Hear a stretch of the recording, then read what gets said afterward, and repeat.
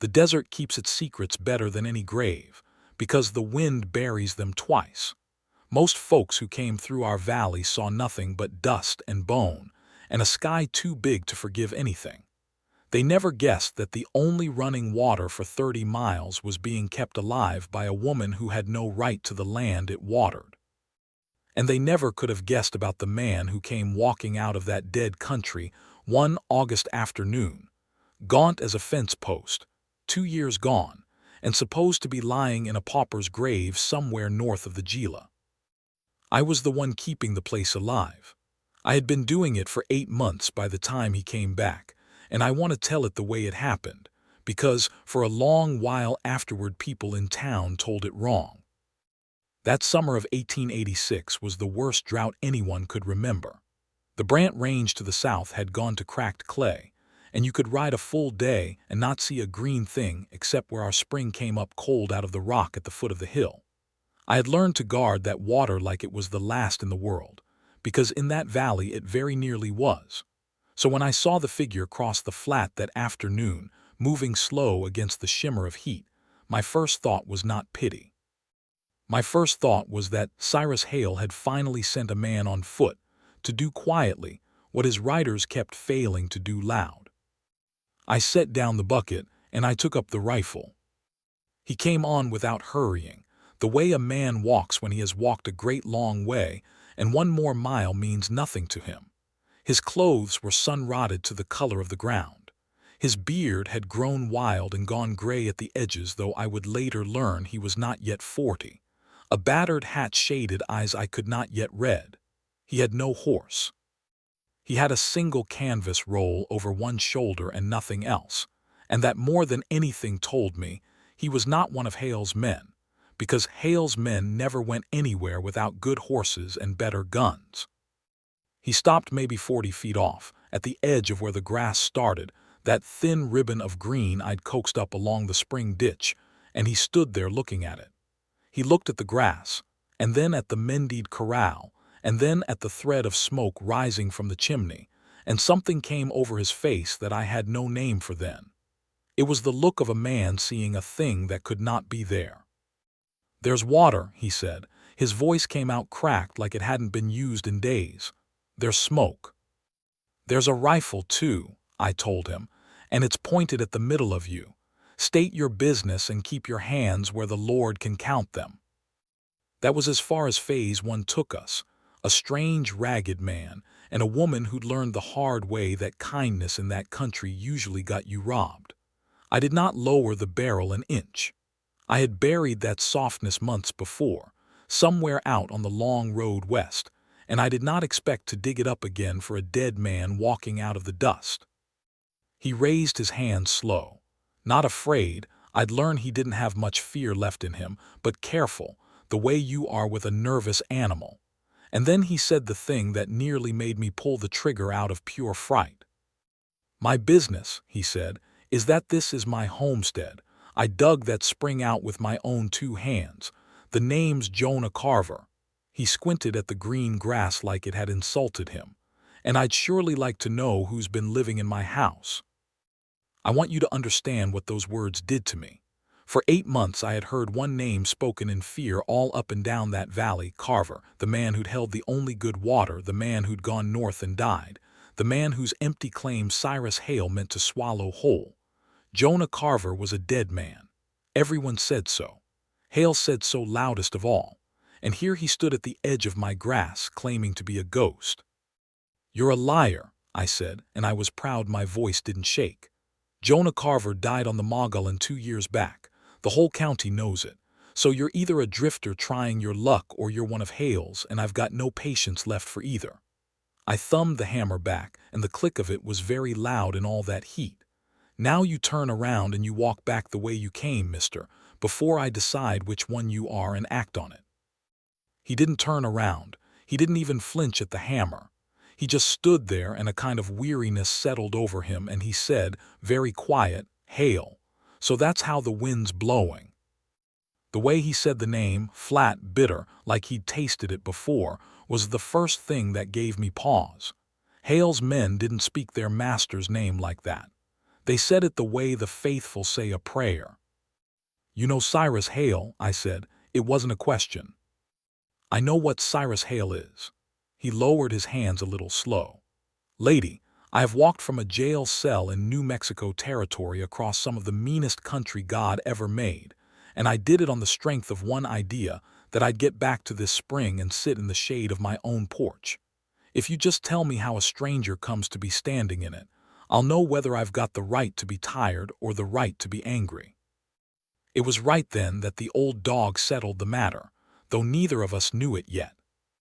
Samuel's hound came around the corner of the cabin, Captain, that ornery one-eyed gray devil who had not let a soul but me near him in 8 months, who had bitten 2 of Hale's riders and treed a third. Captain had spent every day since I came growling at strangers from under the porch. I expected him to do the same now, and worse, a man on foot being just his size.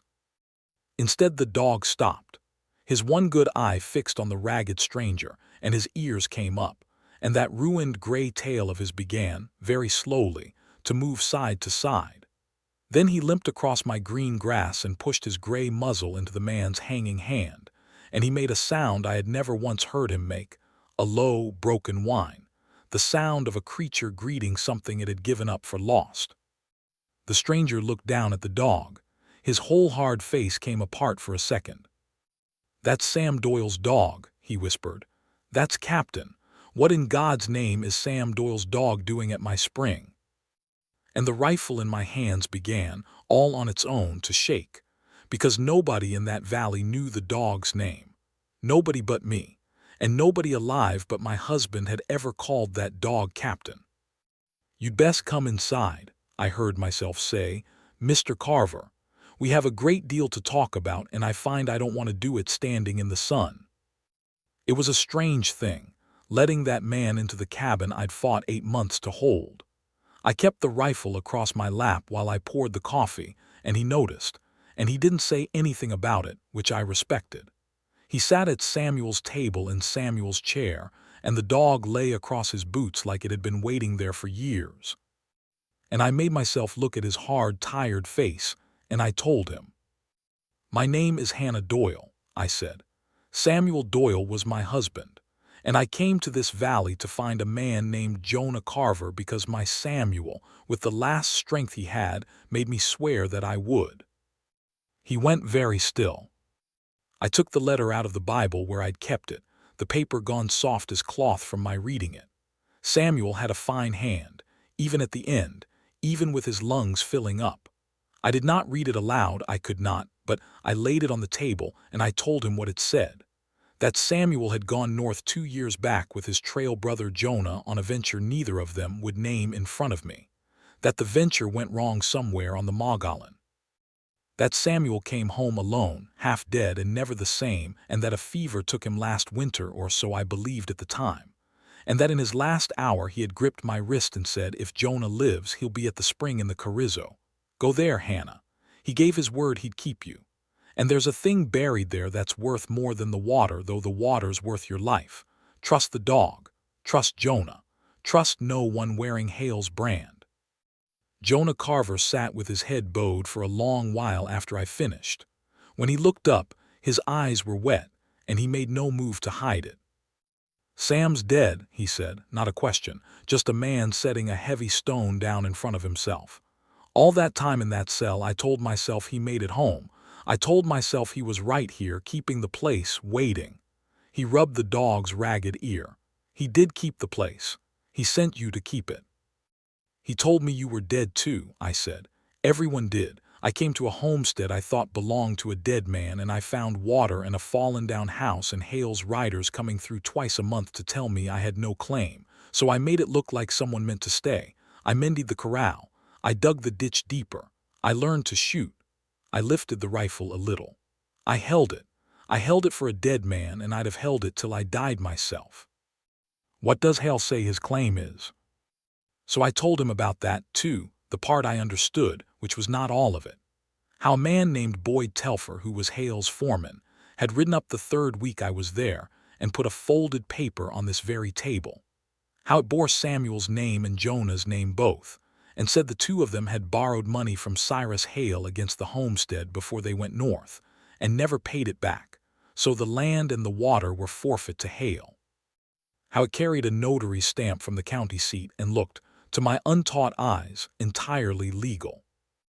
Jonah took the second paper from me. Telfer had left a copy, like a wolf leaving a tooth mark to remind you whose woods you walked in, and he read it through twice, and then he laughed, low and without any humor at all. "I never borrowed $1 from Cyrus Hale in my life," he said. "Neither did Sam. This signature's mine the way a painted bird's a robin." He set it down. "But here's what I can't fit, Hannah. Hale's the biggest cattleman in 3 counties. He's got the river bottoms, the railhead lease, half the territorial legislature in his vest pocket. Why's a man like that spend 2 years and a forged deed and God knows how many riders for one little spring in a valley nobody wants?" "It's water," I said, "in a drought." "It's not the water." He shook his head slow. "A man with Hale's money could haul water, could drill a dozen wells. No." He looked down at the dog across his boots, and something moved behind his eyes. "Sam said there was a thing buried here worth more than the water. Hale doesn't want the spring, Hannah. He wants what Sam hid under it, and he's been trying to get you off this land so he can dig it up without a witness." That was the moment the floor seemed to tilt under me. The moment a land dispute I thought I understood turned into something with a shape I couldn't see the whole of, something with my dead husband's secret at the heart of it. We did not solve it that night. Some things you can only circle in the dark and wait for the morning to show you, but we settled what we could. There was nowhere for me to go. The drought had sealed the valley as surely as any blizzard ever sealed a mountain pass. The southern road was 100 miles of dry, and the only water between here and the county seat was the very spring we sat beside. And Jonah Carver, for all that I'd held a rifle on him, would no more turn his dead friend's widow out into that country than he'd have put a torch to his own house. "You keep the cabin," he said. "I've slept rougher than the tack room these 2 years. Come the first of the week, we ride to the county seat together and we put Hale's paper in front of a circuit judge and we tear it to pieces. A forged deed's a hanging matter if you can prove it forged, and I can prove this one with my own broke hand." He flexed his right fingers. I'd see later they'd healed crooked from some old accident, so that his true signature came out jagged and no forger could match it. "But till then, you and me, we hold this ground." I felt something I hadn't let myself feel in a long while, not safety, exactly, but the smaller cousin of it, the relief of not being the only one awake in the dark. We buried Samuel's memory a little, those first quiet days, telling each other pieces of him. Jonah knew the young laughing Sam from before the war. I knew the gentle worn one from after. Between us, we almost made a whole man. The grief sat at the table with us like a third guest, but it was lighter shared. The only one who wouldn't soften was the dog. Captain took Jonah's coming as a personal insult to whatever bargain he'd struck with me, and he growled every blessed time the man crossed the yard, stole his bacon twice, and once carried off one whole boot to bury in the ditch. Jonah took it well. "Dog's got a long memory," he said, fishing the boot out of the mud. "Reckon I'd be suspicious, too, if a stranger came to live with my widow." He didn't see how the word landed on me. Or maybe he did, and was kind enough to pretend otherwise. I should have known peace that brief is just the desert holding its breath. They came on the 5th day in the white heat of the afternoon, when even the lizards had gone to ground. I heard the horses first, many of them, coming up the wagon track at a walk, unhurried, the way men come when they don't expect to be refused. Captain was up and snarling at the door before I'd even reached the window. Jonah was already there with his rifle, looking out through the crack in the shutter, and I watched his jaw set hard as iron. "Telfer," he said, "and 6 men, they're not here to leave a paper this time." Boyd Telfer reined up just out of easy rifle shot, a big sandy man with a hat brim curled like a longhorn, and a way of sitting his horse that said he'd never in his life been told no by anyone but Cyrus Hale. The 6 riders fanned out behind him, slow, taking up positions around the cabin the way a noose takes up around a throat. I knew that pattern. I'd seen it twice before, though those times they'd only meant to frighten me. "Carver," Telfer called, and the use of the name told us he already knew the dead man had come home. "Word came down you crawled out of that New Mexico jail after all. Mr. Hale's right pleased. Saves him explaining a forged signature to a judge. A dead man can't testify, but he surely can sign over what's his to settle an honest debt." He grinned, and even at that distance I could see the meanness in it. "You come on out, both of you, and bring the woman's strongbox and whatever papers old Sam left behind, and Mr. Hale lets you ride out of this valley breathing. You make us come in, and we'll dig the place up ourselves once the buzzards have cleared off." It was then, in his ugly confidence, that Boyd Telfer let the truth slip, the truth that turned my blood to spring water for a second time. "Sam Doyle should have stayed dead the first time," he called, laughing. "Man takes a Hale bullet on the Mogollon, has the gall to ride home and live a whole year more out of pure spite. Should have finished him on the trail like Mr. Hale wanted." I heard my own voice come out of me, thin and terrible. "You killed my husband." The grin slid off his face just slightly, the look of a man who realizes he's said the quiet part loud. And in that hitch, that half-second, Jonah Carver's hand closed hard over my shoulder and pulled me down, because the first shot was already coming. The window glass blew inward across the floor. The clay water jar on the shelf burst.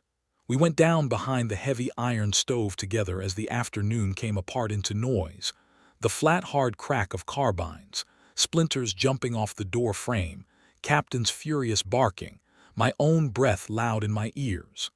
Samuel had not died of fever in his bed.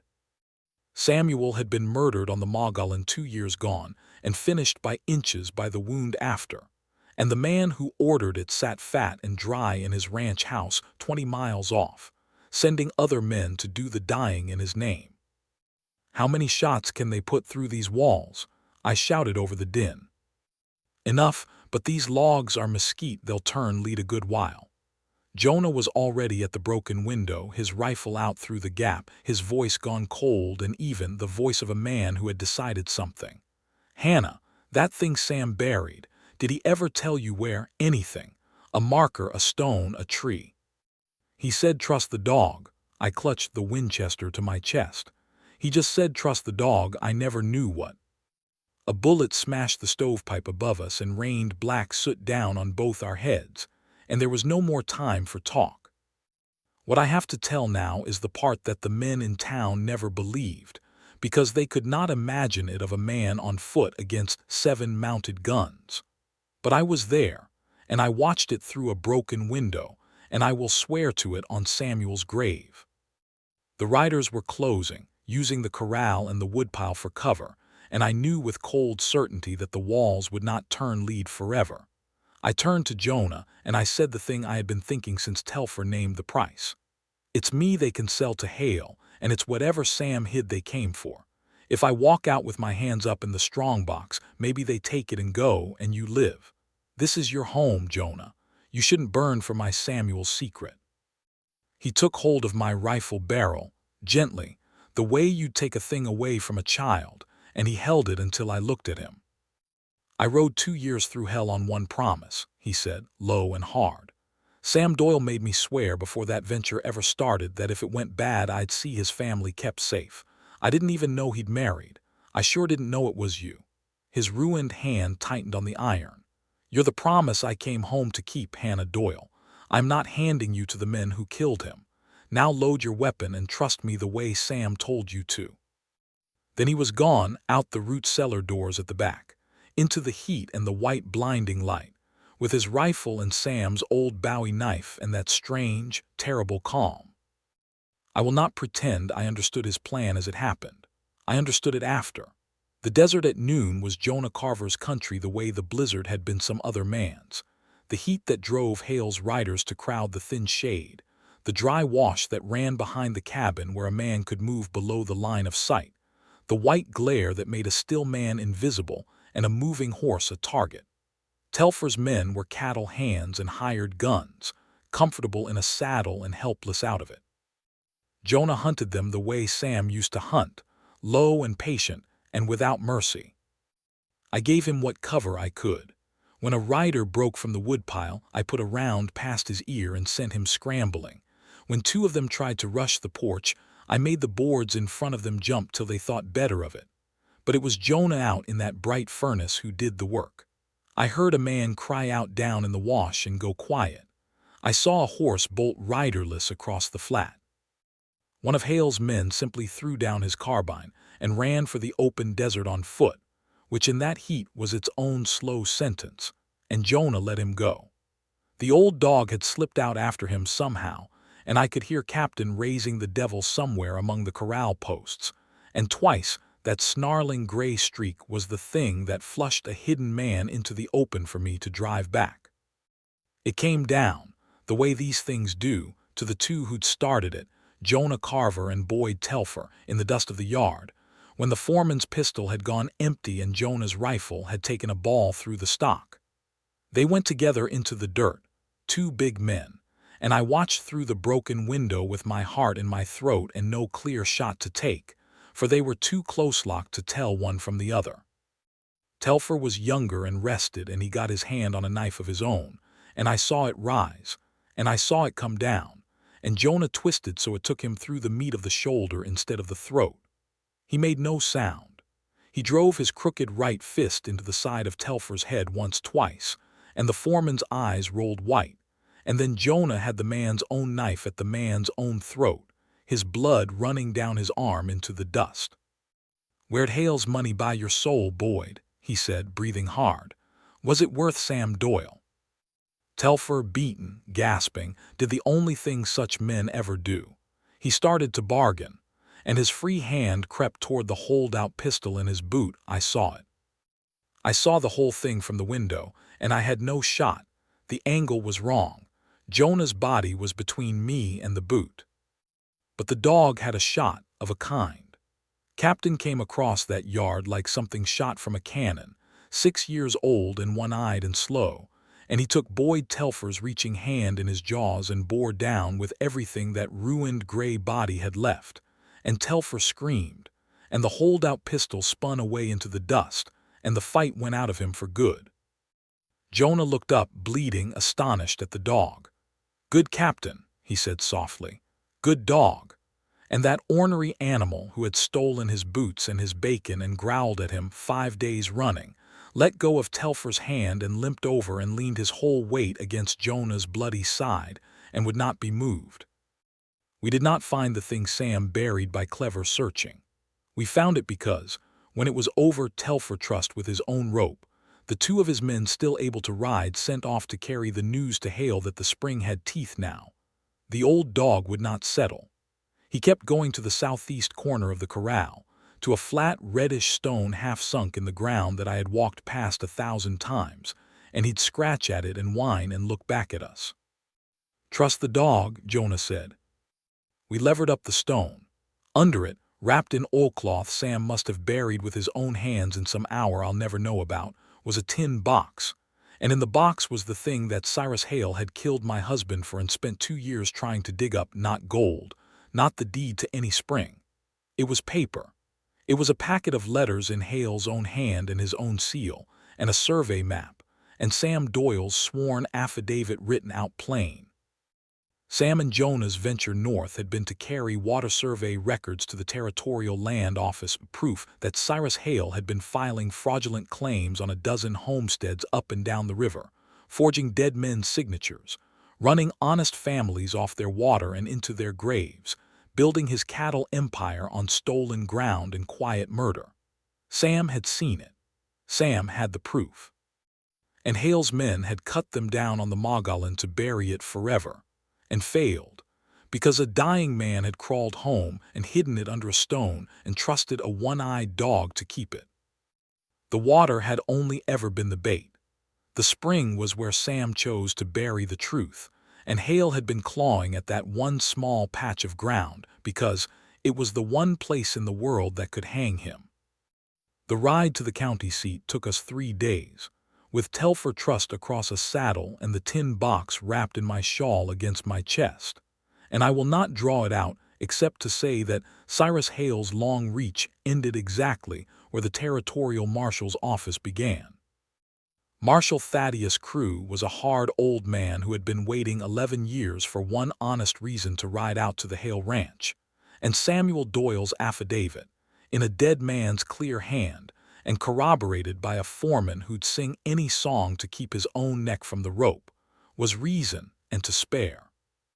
There was no shootout at the end of it. I know that disappoints the way folks tell stories, but I have come to think a man like Hale brought low by paper, by the patient honest truth, a murdered man rode out by lamplight and hid under a stone, is a finer ending than any gun could make.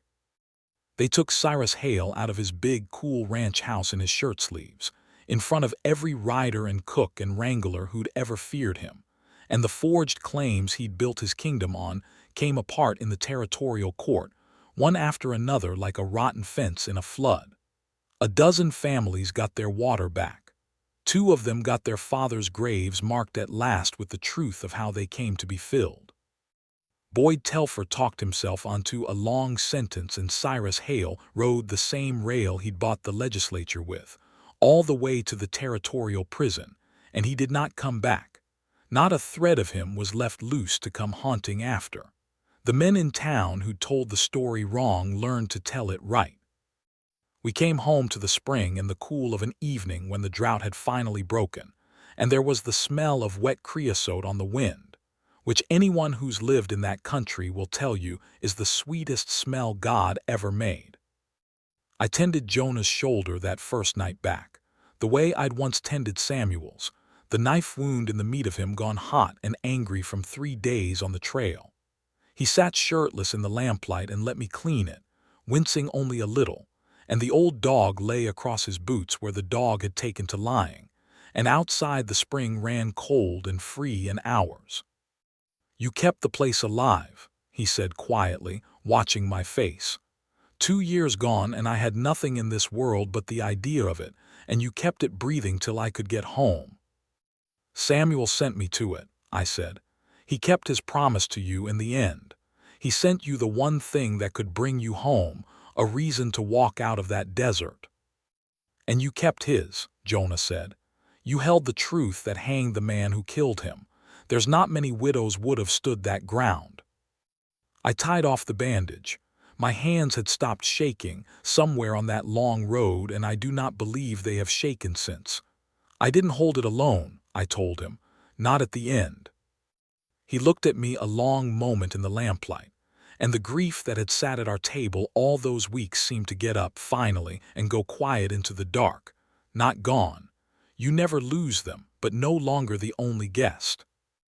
And the old one-eyed dog, who had given his trust to a dead man, and then, at the last, to a living one, lifted his gray head off Jonah's boots and looked between the 2 of us, and then laid it back down with a long, contented sigh, as if to say the watch was over and he could rest. I came to that valley to keep a dead man's promise. I found a homestead I thought belonged to a ghost, and I held it for him through 8 months of dust and threats and lonely guns. But I have come to understand, in the long good years since, that the promise was never really about the land or the water, or even the terrible truth buried under the stone. Samuel's last gift to me was not a place to hide. It was a man to stand beside, and a reason to stop running, and a home built by the living to honor the dead. The desert keeps its secrets, but some secrets, if you guard them long enough and trust the right one-eyed dog, turn out to be the thing that finally lets you stop being afraid. And the water still runs cold out of that rock every morning of my life for anyone who comes thirsty across the flat.